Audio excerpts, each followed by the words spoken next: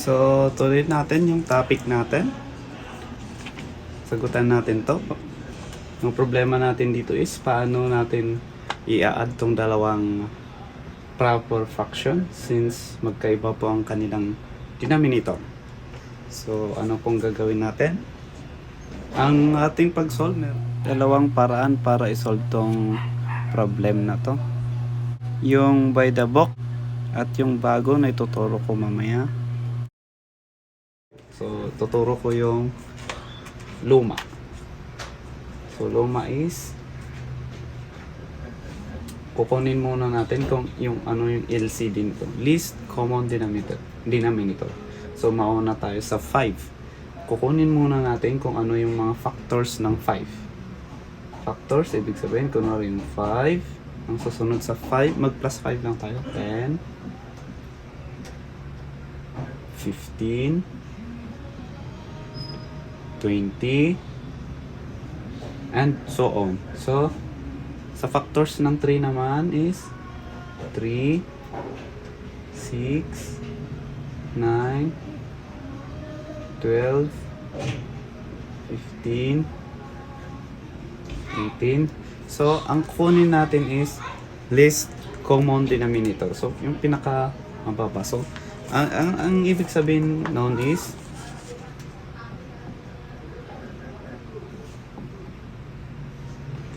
ang ibig sabihin po, anong number na meron dito sa factor ng 5 na meron din dito sa factor ng 3. Yung pinaka least. So, unahan natin si 5. Andun din ba sa factors ng 3 such as 3, 6, 9, 12, 15, and 18? Same as 10. Check din natin. Kaso wala din. Pero si 15, parehas silang meron. So, yun po ang least common denominator natin. Yung 15 po. So, 15.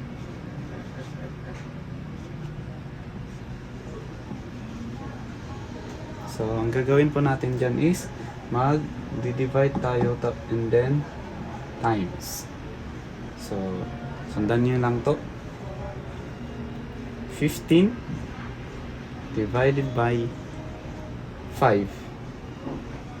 15 divided by 5 is 3 times 2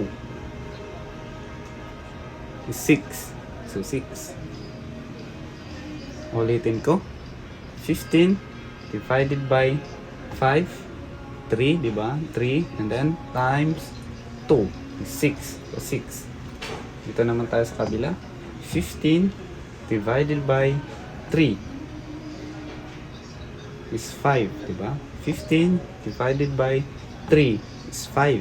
So 5 times 2 is 10.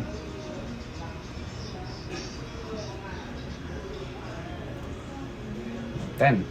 Then, pwede na natin i-apply yung previous video natin kung paano po mag-add since parehas na po ang kanilang denominator. So,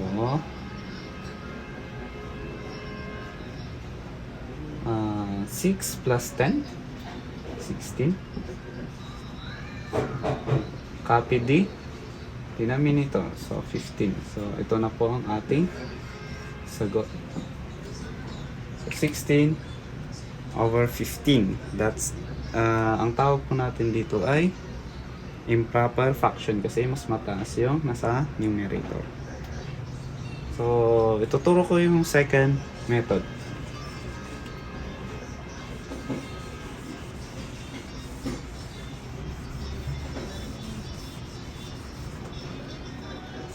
Second method tayo. So, sundan nyo lang to. Sulat ko lang dito. 16 over 15 yung kanina. Dapat same po sila ng sagot. So, dito tayo. I-times lang natin. Cross multiply lang. Ito. I-times natin. Times. So, 2 times 3 is 6. 6. So, ito naman. 5 times 5 times 2, 10.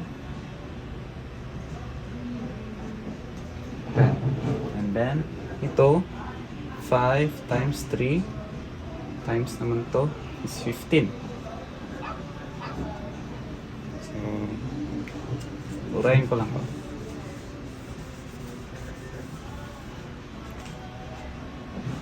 And then, susunod po is, i-add na natin yung dalawang nasa taas.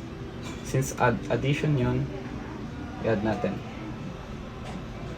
6 plus 10 is 16. Then, kopyahin natin yung pinag-multiply natin sa baba is 15. So, same ba sila? Yan po ang ikalawang method. Another example.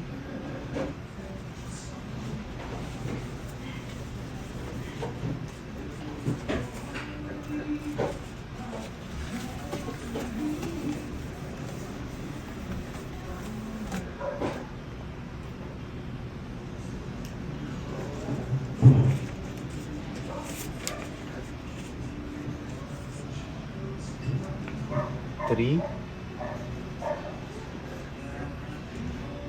3/4 minus 2/3. Okay, gawin natin yung dalawang method. So again, mag-iisip tayo ng kunin natin yung factors ng 4 tsaka 3. So unahin muna natin si 4. So 4, 8, 12, susunod sa 12, 16,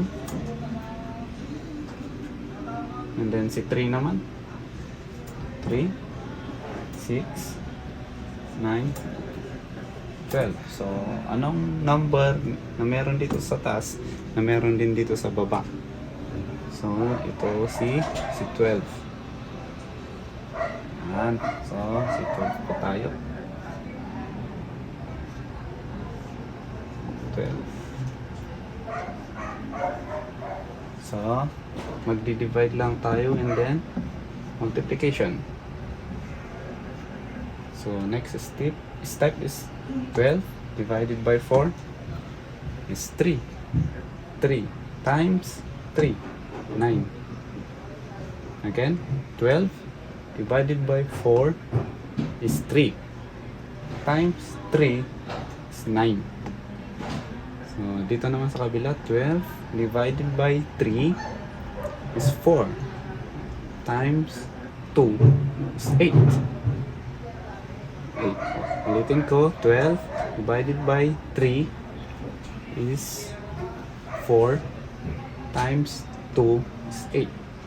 So, since same na yung denominator nila, pwede na natin i-perform yung natutunan natin sa previous lesson natin na pwede natin i-perform yung dalawang numbers sa taas. 9 minus 8 is 1. Over, kukopyahin natin yung denominator, that is 12. So, ito na po ang sagot natin. Sa pangalawang method, gawin naman natin, dapat pareho lang yung sagot natin.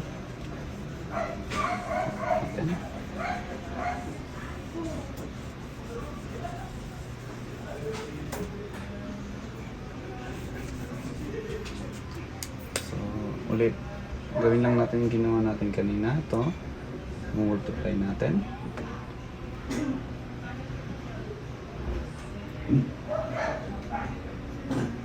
Multiply. So, 3 times 3 is 9. Tapos ito, 4 times 2 is 8. 8. Since minus yan, minus din dito. 4, dito 4 times 3 naman, times 2 is 12. So, equals, pwede na natin perform. 9 minus 8 is 1. Over, kopyahin natin yung 12. 12. So, same lang. So, sana po may natutunan po tayo. And, yan po. Sana may natutunan tayo. Ano po yung mga application nito sa ating buhay? Meron po ba? Yes po, meron sa ating everyday life. Like, kung for example, pupunta tayo sa shopping or sa mall, pag bibili tayo ng bigas, meron tayong tinatawag na 3/4 kilo, 1 in 1/4. Yan, pag nag-shopping tayo, bibili tayo ng mga per kilo bigas, vegetables. Yan po, nagagamit natin ang fractions. Yan, sana po may natutunan tayo. Thank you for watching.